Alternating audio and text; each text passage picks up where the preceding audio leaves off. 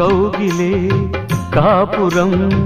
కాదులే పిచ్చి తల్లి, మల్లెలా మంచమే మందిరం కాదు చెల్లి, తేనెతో దాహము తీర్చదే నాడు పెళ్ళి, త్యాగమే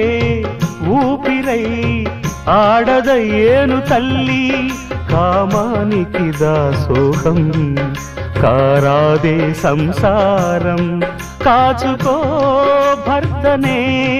కంటి పాపాయిగా, నేర్చుకో